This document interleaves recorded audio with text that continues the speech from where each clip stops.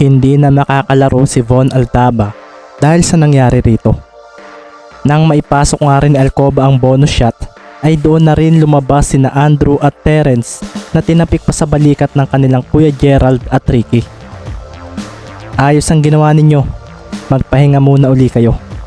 Sabi nga ni Gerald at tumango naman ang dalawa. Napatingin nga rin sila sa kanilang Coach Mendez, kaso matapos ang tapik nito sa balikat nila ay tumakbo na ito para tabihan si Romeo Baltasar. Napaseryoso naman si Romeo at binati rin si Ricky, kaso hindi ito sumagot. Isang mabilis na pagharang nga agad ang ginawa ni Mendez kay Baltasar na naging dahilan upang si Mover ang kumuha ng bola. Mabilis naman siyang hinarangan ni Valdez at naging maingat si Flores dito. Matapos nga iyon ay isang screen agad ang binigay sa kanya ni Kumar. Umatake si Mover at dito na napahabol ang depensa ng Mansalay. Sumeryoso naman ang mga mata nito at nang humarang si Magbuo ay isang bounce pass papunta kay Kumar ang ginawa nito na sinundan niya ng pagharang sa sentro ng kalaban. Isang easy layup ang ginawa ng sentro ng Kalapan upang maibaba nila sa dalawa ang lamang ng Mansalay. 61-63 ang score at ang mga manonood ay nagulat nang ibato ni Magbuo ang bola sa side nila. Naroon na nga si Mendez at tumalon agad si Baron para i-intercept ang malayong pasa ni Magbuo at dito nga ay nagwala agad ang crowd dahil tagumpay ang kanyang ginawa. Niyakap nga nito ang bola sa pag-aakalang aagawin ito ni Mendez, kaso nilampasan lang siya nito at pinabayaan. Tumakbo na nga uli si Ricky sa side ng Kalapan. Aba, sabi nga ni Baron at siya na nga ang nagtawid ng bola. Pagdating niya sa katapat na si Punsalan ay agad siyang tumaliko dito para postehan ito, kaso nawala ang kontrol niya sa bola sa biglaang paglitaw ni Mendez. Pinalo ni Ricky ang bola at mabilis na nakuha ito na kinaseryoso ng mga manonood. Nagsitakbuhan agad sina Gerald at Wayne na sinabayan naman ni Trey at Romeo.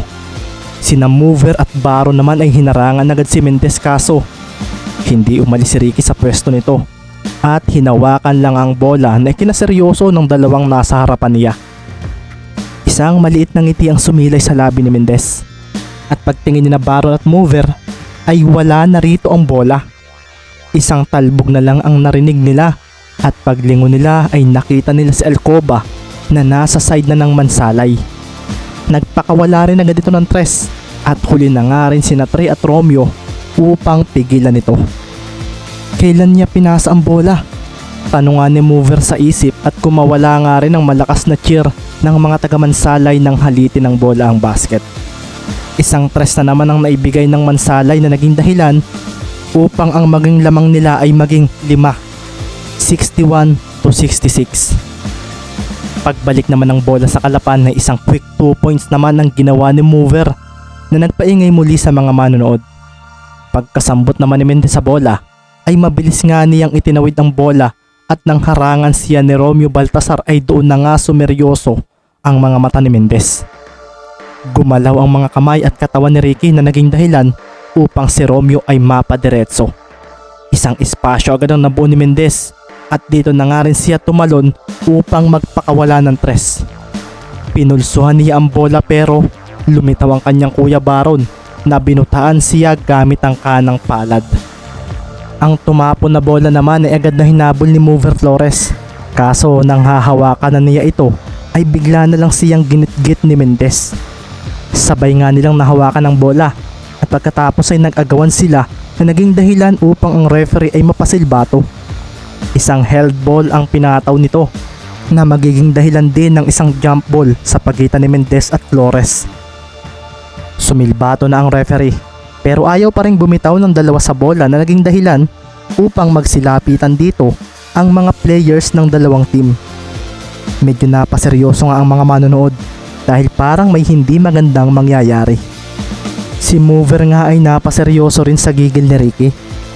Hindi naman siya pumayag na bitawan ng bola at bigla nga niyang hinaklit ito na naging dahilan upang mapaatras siya ng biglaan dahil binitawan na pala ito ni Mendez. Binitawan nga ni Mover ang bola at humangos kay Mendez na tiningnan lang siya ng seryoso. Hindi siya natuwa sa ginawa nito.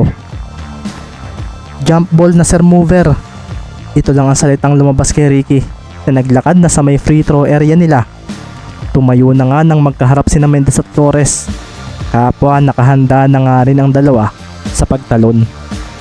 Relax Mover, sabi na nga lang ni Flores sa sarili, at nang italang na ng referee ang bola ay siya ang nagwagi sa jump ball at si Baro naman ang sumambot nito.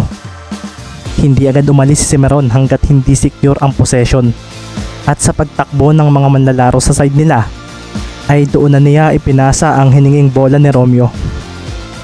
Kumawala nga muli ang malakas na cheer ng mga manonood, lalo na nga nang bigyan ni Mover ng screen si Baltasar.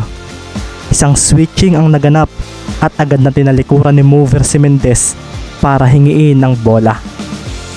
Ipinasa naman ito ni Baltasar sa kanilang team captain at pagkasambot ni Mover ay dito na nga niya ginamitan ng pwersa ang pagposte sa kanyang defender. Napangiti pa nga si Mover at nang hawakan niya ang bola ay bumigla siya ng galaw ng siko.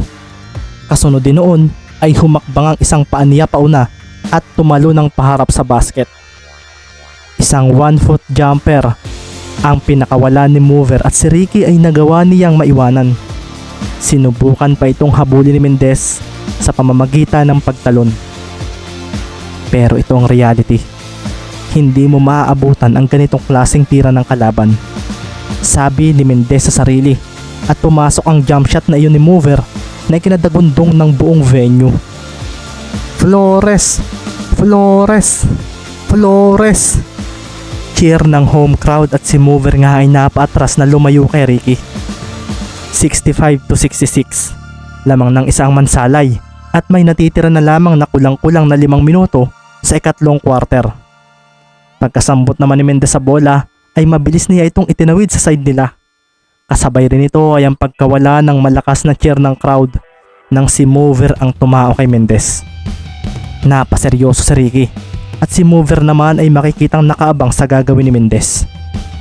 You improved a lot, pero nag-improve din ako, Ricky, sabi nga sa isip ni Mover, at dito nga ay mabilis niyang dinikitan si Mendez na binigla naman ng pasa ang bola nang dumating si Gerald. Napangiti si Mover dahil hindi siya pinakitaan ni Mendez, kaso pagsandal niya rito ay napatras siya ng biglaan dahil wala na ito roon. Lumingon naman si Valdez kay Mover at isang walang tingin ng bounce pass pakaliwa ang ginawa nito. Doon na nga lumitaw si Mendez na nag-cut sa depensa ng Kalapan. Naalarma si Trey at iniwanan si Punsalan. Si Kumar naman ay napahanda sa gagawin ni Mendez. Inatake nga ni Ricky ang basket at sa pagharang sa kanya ni Trey ay dito na siya bumagal at bumigla ng yuko para sa isang duck-in move. Alam ko na iyan, sabi nga ni Trey at binaba niya ang kanyang mga kamay sa pupuntahan ni Mendez. Kaso ang mga manonood ay napalunok ng isang biglaan at mabilis sa pagkaliwa pabalik ang ginawa ng ball handler at isang malaking space ang naibigay nito para kay Ricky na tumalo na kaagad para magpakawala ng tira. Pero hindi ito magiging madali dahil si Kumar ay tumalo na at parang isang pader ang humarang sa kanya, habang mula naman sa likuran niya ay nandito na si Mover Flores. Ito ang disadvantage na nakita nila. Siguro, sabi nga ni Ricky sa sarili, at ibinali niya sa ere ang kanyang mga kamay. Dito naman napagalaw si Trey na mabilis na hinarangan nito, kaso mabilis na kumawala ang bola at dumiretso agad ito sa nasa likuran nilang si Magbuo. Hindi ba nila alam na hindi lang ang pagpuntos ang kaya kong gawin? Sambit ni Ricky sa isip, at sa paglapag niya ay hindi na siya sumuporta kay Magbuo. Tumalon nga si Marlon at napaseryoso ang lahat nang sabayan ito ni Baron Cimarron. Ang taas ng talon ni Baron. Bunalas ng mga manonood at si Marlon naman ay nagdilim ang paningin dahil mukhang mapipigilan siya kung idadakdak niya ito, kung kaya bigla niyang iniiwas ang bola at isang tira sa tabi ni Cimarron ang kanyang pinakawalan gamit ang kanyang kaliwang kamay na ikinabigla ng mga taga-Kalapan. Kung hindi ko kayang pumuntos, kaya ko namang papuntusin ng mga kasama ko, sabi nga ni Mendez na napangiti sa isip dahil sa pagpasok ng reverse layup na ginawa ni Marlon Magbuo na kinaseryoso naman ni Baron sa paglapag nito sa sahig ng court. 65-68 ang naging score at pinatahimik pansamantala ng play na iyon ng home crowd at si Marlon nga ay humabol kay Mendez at dito nga ay makikita ang apira ng dalawa habang sabay na naglalakad. David and Goliath. Ito ang pumasok sa isip ni Coach Cervantes sa dalawang iyon nang makita ang kaseryosohan sa mata ng kanyang point guard at center. Iba ang kwento ng dalawang karakter na iyon, pero kapag naging isa ang laro nila ay magiging mapanganib ito sa kalaban. Ito ang gusto kong makita ni Jerry. Ang kakayahan ni Mendez na magkaroon ng connection sa kahit sinong players. Hindi ba niya ito nakikita? Nasabi na nga lang ni Isaiah sa sarili habang nakatingin sa kanyang mga players na humanda na para sa depensa. Hindi nakapunto si Mendez sa natitirang 4 na minuto ng third quarter. Pero tila wala naman itong epekto sa kanilang offensive power dahil sa pagtatapos ng quarter ay lamang pa sila ng dalawa.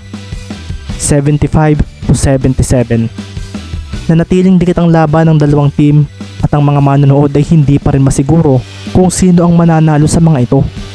Si Mover nga ay hindi alam kung dapat ba siyang matuwa dahil hindi nakakapunto si Mendez o mangangamba dahil lamang pa ng dalawa ang kanilang kalaban sa kabila noon. Isa pang bagay ang iniisip niya ay ang huling quarter. Hindi pa lumalabas ang Mendez Magic. Huwag mong sabihin sa huling quarter mo itong gagawin. Tama ba ako, Ricky Mendez?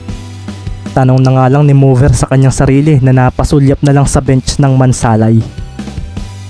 Tapos na akong mag-warm up. Mahinang wika naman ni Mendez sa bench nila matapos uminom ng tubig. Ang mga katabi nga niya ay napaseryoso nang marinig yun. Si Coach Cervantes nga ay napatingin din sa mga mata ni Ricky. Habang pinapanood niya ito kanina ay parang may isang bagay pa itong ginagawa. Nag-o-obserba ito sa kung paano siya dedepensahan ng Kalapan team. Sa bawat attempt niyang pumuntos ay palagi siyang naharangan ng isa o dalawang players ng Beasts at mukhang umiisip daw ng paraan si Ricky kung paano may iwasan yun.